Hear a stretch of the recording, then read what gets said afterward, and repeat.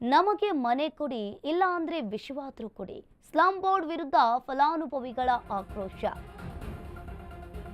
ನಮಗೆ ಮನೆ ಕೊಡಿ, ಇಲ್ಲ ಅಂದ್ರೆ ವಿಷವಾದ್ರೂ ಕೊಡಿ ಅಂತ ಹೇಳ್ತಾ ಇದ್ದಾರೆ. ಸ್ಲಂ ಬೋರ್ಡ್ ವಿರುದ್ಧ ಫಲಾನುಭವಿಗಳ ಆಕ್ರೋಶ. ಮೈಸೂರು ಜಿಲ್ಲೆ ಚಾಮಲಾಪುರ ಹುಂಡಿ ಕಾಲೋನಿ, ಅಶೋಕ್ಪುರ ಮತ್ತು ರಾಜಾಜಿ ಕಾಲೋನಿ ಫಲಾನುಭವಿಗಳು ಮನೆಗಾಗಿ 3 ವರ್ಷದ ಹಿಂದೆ ಬಡವರಿಂದ ಹಣ ಪಾವತಿಯನ್ನ ಮಾಡಿಕೊಂಡಿದ್ರು. ಇನ್ನು 3 ವರ್ಷ ಕಳೆದರೂ ಕೂಡ ಇನ್ನೂ ಮನೆಗಳ ನಿರ್ಮಾಣ ಆಗಿಲ್ಲ. ಇಲ್ಲಿ ಸ್ಲಂ ಬೋರ್ಡ್ ಕಚೇರಿಗೆ ಅಲೆದು ಫಲಾನುಭವಿಗಳು ಸುಸ್ತಾಗಿದ್ದಾರೆ. ಸೈಟ್ ಜಾಗದಲ್ಲಿಯೇ ಗುಡಿಸಲು ನಿರ್ಮಿಸಿ ಜನರ ವಾಸವನ್ನ ಮಾಡ್ತಾ ಇದ್ದಾರೆ.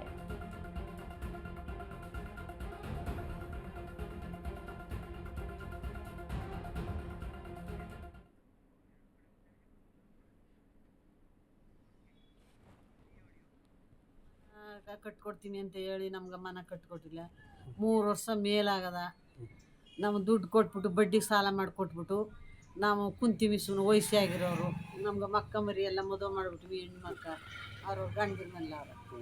ಈಗ ನಮ್ಮ ಗಂಡ ಹೆಂಡ್ತಿ ಇಬ್ರಾಮಿ, ನಮ್ಗೆ ಇರೋಕ್ಕೆ ಜಾಗ ಇಲ್ಲ. ಏನು ಮಾಡೋದು ಹೇಳಿ? ಈಗ ಸಂಬೋರ್ಡ್ನವ್ರು ಹಿಂಗಂತಾರ. ನಮ್ಗೆ ಒಂದಷ್ಟು ಈಸನಾರ ತಂದು ಕೊಟ್ಬಿಟ್ರೆ ನಾವು ಅತ್ತಾಗ ಸತ್ಯಾರ ಹೋಯ್ತೀವಿ. ಹಿಂಗಾಗದ ನಮ್ಮ ಪರಿಸ್ಥಿತಿ. ನೋಡಿ ನೀವು ಅನ್ಮನ್ಸ್ ಮಾಡಿ ನಮ್ಗೆ ಅಷ್ಟಾಗಲ್ಲ. ಕೇಳಿಲ್ವಾ? ಅವರು ಕೇಳಿದ್ರ ಮಾತಾಡ್ತಾ ಇಲ್ಲ, ಬಂದು ಇಲ್ಲ ದಂಡಕ್ಕ. ಹೆಣ್ಮಕ್ಳು ಜಾಸ್ತಿ ನಮ್ಮ ಮನೆಯಲ್ಲಿ, ಜಾಗ ಸಾಲ್ತಾ ಇಲ್ಲ. 2 ವರ್ಷ ಆಯ್ತು ಡಿಡಿ ಕಟ್ಬಿಟ್ಟು, ಏನು ಬಂದ್ ಮಾಡ್ತಾನೆ ಇಲ್ಲ. ಎಷ್ಟು ಕೆಲಸ ಐತೆ ನೋಡಿ, ಜಾಗ ಸಾಲ್ತಾ ಇಲ್ಲ. ಇವ್ ಮೇಲೇನು ಇದು ಹಾಕಿಲ್ಲ, RCC ಏನು ಮಾಡ್ತಾ ಇಲ್ಲ. ಫೋನ್ ಮಾಡಿದ್ರೆ ಕಳಿಸ್ತೀನಿ ಅಂತಾರೆ, ಕಳಿಸ್ತಾ ಇಲ್ಲ. ಏನ್ ಮಾಡೋದು ಅರ್ಥ ಆಗ್ತಾ ಇಲ್ಲ. ಬಾಡಿಗೆ ಹೋಗೋಣ ಅಂತ ಕಷ್ಟಕ್ಕೆ ನಮ್ಗೆ ಆಗಲ್ಲ ಕಟ್ಟಕ್ಕೆ. ಅರ್ಥನೇ ಆಗ್ತಲ್ಲ. ತೆಗಿಯಲ್ಲ, ಬಿಸಿ ಎಲ್ಲ ಆಗ್ಬಿಟ್ಟವ್ರೆ. ಬಿಸಿ ಆಗ್ಬಿಟ್ಟು ಫೋನ್ ಎತ್ತಲ್ಲ, ಹೇಳೋದು ಇಲ್ಲ. ಏನು 3 ವರ್ಷ ಆಯ್ತು? ಇಲ್ಲ, ನಾನು 2 ವರ್ಷ ಆಯ್ತು. ಇದು 3 ಡಿಡಿ ಕಟ್ಟಿ 2 ವರ್ಷ ಆಗೈತು. ಸ್ಲಂ ಬೋರ್ಡ್ಗೆ ಫೋನ್ ಮಾಡಿದ್ರೆ ಬರ್ತಾ ಇಲ್ಲ ಕೆಲಸ ಮಾಡಕ್ಕೆ. ನಂಗೆ ತುಂಬಾ ತೊಂದರೆ ಆಗ್ಬಿಟ್ಟಿದೆ. ಹೆಣ್ಮಕ್ಳು ಜಾಸ್ತಿ ತುಂಬಾ ತೊಂದರೆ ಆಗ್ಬಿಟ್ಟಿದೆ. ನಮ್ಗೆ ಬರ್ತಾ ಇಲ್ಲ ಅವರು ಕೆಲಸಕ್ಕೆ. ಎಷ್ಟು ಕರೆದ್ರು ಬರ್ತೀವಿ. ಫೋನ್ ಮಾಡಿದ್ರು ನಮ್ಮ ನಂಬರೇ ಬಿಸಿ. ಈ ಬಗ್ಗೆ ಹೆಚ್ಚಿನ ಡೀಟೇಲ್ಸ್ ಅನ್ನು ನೀಡ್ತಾರೆ ನಮ್ಮ ಪ್ರತಿನಿಧಿ ಸಂದೀಪ್. ಫೋನ್ ಸಂಪರ್ಕದಲ್ಲಿ ಜಾಯಿನ್ ಆಗಿದ್ದಾರೆ. ಎಸ್ ಸಂದೀಪ್, ಇಲ್ಲಿ ನೋಡ್ತಾ ಇರ್ಬೋದು, ನಮಗೆ ಮನೆ ಕೊಡಿ, ಇಲ್ಲ ಅಂದ್ರೆ ವಿಷವಾದ್ರೂ ಕೊಡಿ ಅಂತ ಹೇಳಿ ಅಲ್ಲಿನ ಸ್ಲಂ ಬೋರ್ಡ್ ವಿರುದ್ಧ ಫಲಾನುಭವಿಗಳು ಆಕ್ರೋಶವನ್ನ ವ್ಯಕ್ತಪಡಿಸ್ತಾ ಇರುವಂತದ್ದು. ಏನಿದೆ ಇದ್ರ ಬಗ್ಗೆ ಹೆಚ್ಚಿನ ಡೀಟೇಲ್ಸ್ ಸಂದೀಪ್? ಅಂಕಿತಾ, ಏನು ರಾಜ್ಯ ಸರ್ಕಾರದ ಮಹತ್ವದ ಯೋಜನೆಗಳಲ್ಲಿ ಒಂದಾದಂತಹ ಗುಡಿಸಲು ಮುಕ್ತ ಕರ್ನಾಟಕ ಯೋಜನೆ ಅಡಿಯಲ್ಲಿ ನಿರಾಶ್ರಿತರಿಗೆ, ಅಂದ್ರೆ ಜಾಗ ಇದ್ದು ಕೂಡ ಅವರಿಗೆ ಮನೆ ಕಟ್ಟಿಕೊಳ್ಳಿಕ್ಕೆ ಶಕ್ತಿ ಇಲ್ಲದಂತವರನ್ನ ಗುರುತು ಮಾಡಿ ಅವರಿಗೆ ಒಂದು ಮನೆ ನಿರ್ಮಾಣವನ್ನ ಮಾಡ್ಕೊಡ್ಬೇಕು ಅನ್ನುವಂತ ನಿಟ್ಟಿನಲ್ಲಿ ಗುಡಿಸಲು ಮುಕ್ತ ಕರ್ನಾಟಕ ಅನ್ನುವಂತಹ ಯೋಜನೆಯನ್ನ ತರಲಾಗಿತ್ತು.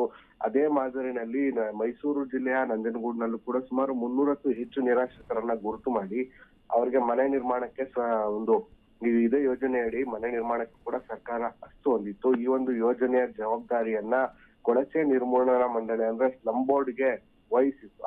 ಆ ಸಂದರ್ಭದಲ್ಲಿ 4,70,000ದ ಅಂದಾಜು ಪಟ್ಟಿಯನ್ನ ತಯಾರಿಸಿ ಅದರಲ್ಲಿ 3,70,000 ರೂಪಾಯಿಯನ್ನ ಸರ್ಕಾರದಿಂದ ಈ ಒಂದು ಮನೆಗೆ ಕೊಡುವಂತಹದ್ದು. ಅಲ್ಲದೆ 1 ಲಕ್ಷ, ಬಾಕಿ 1 ಲಕ್ಷವನ್ನ ಏನು ಫಲಾನುಭವಿ ಮನೆ ಬೇಕು ಅಂತ ಹೇಳಿ ಅರ್ಜಿಯನ್ನ ಸಲ್ಲಿಸಿರ್ತಾನೆ, ಆತ 1 ಲಕ್ಷದ ಡಿಡಿಯನ್ನ ಸರ್ಕಾರಕ್ಕೆ ಅಥವಾ ಸ್ಲಂ ಬೋರ್ಡ್ಗೆ ಕಟ್ಟಬೇಕು ಅನ್ನುವಂತ ನಿಟ್ಟಿನಲ್ಲಿ ಒಂದಷ್ಟು ರೂಲ್ಸ್ ಗಳನ್ನ ಕೂಡ ಮಾಡಲಾಗಿತ್ತು.